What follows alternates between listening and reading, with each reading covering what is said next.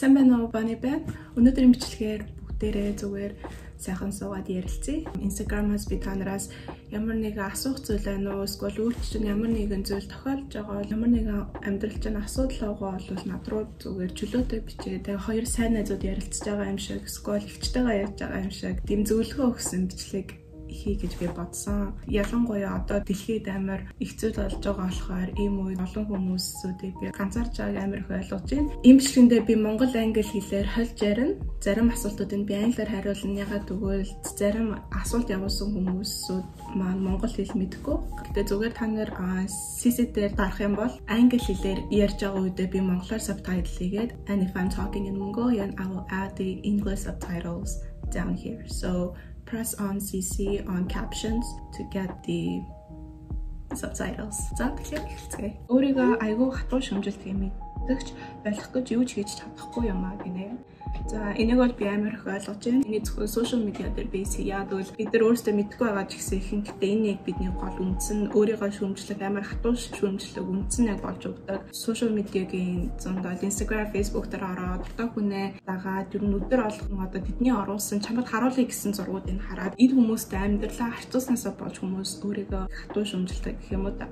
Тэгээд зөвхөн энэс нь биш ер нь хажуудаага ойр тойронд байгаа хүмүүсүүдийг ч гэсэн хараад тэр хүмүүстэй амьдралаа амар харьцуулж өөрийгөө амар хатуу шөмжилдэг. Эрэг шөмжлөл, сөрөг шөмжлөл бол байдаг гэж би бодож байна. Эрэг шөмжлөл нь яг өөрийгөө за би юун дээр болохгүй байна, юун дээр анхаарах хэрэгтэй вэ гэдгийг мэдэж өөрийгөө ойлгох нь амар чухал. Гэтэ ихэнхдээ сөрөг шөмжлөл нь ямар нэгэн хүнийг өөртөө харьцуулснаас болоод үүсдэг. Тийм болохоор юунаас болоод өөрийгөө амар хатуу шөмжлээд байна гэдгээ хамгийн түрүүнд мэдэх нэг чухал ёстой гэж бодож байна. Тэгээд өөрийгөө амар хатуу шөмжлөөрэй. Хүн бүхний цаг opportunity нь бол адилхан биш. Зарим хүмүүс амар хурдан зорилготой хүрэн, зарим хүмүүс амар амархан зорилготой хүрэн. Гэтэ энэ нь чи зорилготой хүрэхгүй гэсэн үг бол биш. Зорилгынхаа араас явж л байгуул тэгэл эцээ зорилготой хүрнэ гэсэн үг. Тэгээд ер нь хүмүүсийн мөрөөдөл ч гэсэн яг хүний бүх мөрөөдөл бол зүг гэж бол гэсэн үг биш. Хайда хүний мөрөөдөл юм уу зорилго нь хүнийг амар их гонглуулдаг, амар депресстүүлдэг.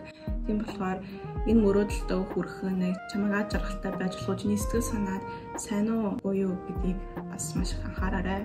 So I got a lot of questions about anxiety. How do you deal with anxiety? I feel anxious about returning to school in Chicago. I don't want this to hinder my education. And how to stop feeling anxious? Anxiety is a real problem for me. I just hide it pretty well. I honestly get it. When you're anxious, you just wish you could turn off your brain, and it's definitely very stressful. One thing that helps me is to find the resource of my anxiety, and if it does make me feel anxious, I try my best to do something about it. What can I do personally to lower my anxiety? If there's nothing that you can do, for instance, I feel really anxious because this pandemic, I can't really do anything about it to stop it. But I know what I can do is to keep myself healthy and spread the information that people need to be safe, to be in their households and to take care of themselves. So that's kind of helps me with my anxiety, having some kind of a control over the situation, because most of the time we feel anxious because something is not in our control, and that's why I think it's really important to do small things to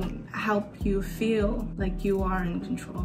Okay, this is gonna sound dumb, but I discovered these hypnosis audios on YouTube. It's okay if you don't believe it, but I use it for meditation before I go to sleep, because most of the time my anxiety occurs right when I'm about to fall asleep, and it could keep me up all night just thinking about it. I will link some of my favorites down below. It almost feels like an ASMR, and then it's someone telling you to like what you should think. Like imagine there's a step in front of you, and then like how many steps are they? Like imagine taking one step at a time, and imagine you're slowly falling down asleep. It's like hypnosis to lessen your anxiety. And it definitely helps me to silence my mind, because when you're anxious, your brain gets really loud. You just want to turn off your brain. Definitely try it out. What's the worst that could happen if you listen to an hypnosis audio? Literally nothing. So definitely try it out. So хоромсдгал готрол гинэ. Хайда би зүгээр л нэг амар депрессний TV show үзчихээд бүтэн 7 хоног тэр нь надад амар их нөлөөлдөг. Тэгээд яг үндэ бол би зүгээр депресстэй готраагүй. Зүгээр ямар нэгэн үндснээс болоод надад нөлөөлөд ингээд үүсээд байдаг. Ер нь хурамчцаг гутал ихэнхдээ өдөр өдрийн амьдралд бид үдж байгаа, харж байгаа, сонсож байгаа зүйлүүдээс л ирдэг. Social media, Instagram, Facebook-ээс 3 хоног ч юм уу 7 хоног орохгүй байгаад үзэхгүй байдаг. Тэгэх юм бол ер нь хүмүүсийн сэтгэл санаа ер нь гоё болоо явчихдээ. Тийм болохоор тэрийг товшиж үзээрэй. How to cope with loneliness while living alone. During my first year in university in Taiwan, I was the loneliest person in the world. I did not have friends. I knew people. I hung out with them a few times, but I did not have genuine friends, and that was the most loneliest feeling that I ever had. It definitely sucks in the present when you're feeling it, but now looking back, I count that as a blessing because during that lonely time, that was the most creative that I ever was. That was when I had the idea for Orion Lee, my Mongolian channel, and that's when I improved my editing skills and overall the concept of the videos that I want to do in the future. And during those times, I used to call my friends back in Mongolia who are living in other countries. We used to talk for hours and hours straight, and it somehow made our friendship deeper because it was definitely a new experience. So all of us knew how we were feeling. Like during the first year of college, you just know someone for the hype because you're lonely. During this time, definitely try new things, new hobby. Make a list of all the things that you wanted to do. Maybe like reading that book that you always thought of. Maybe watching the movie that you always thought of. Okay.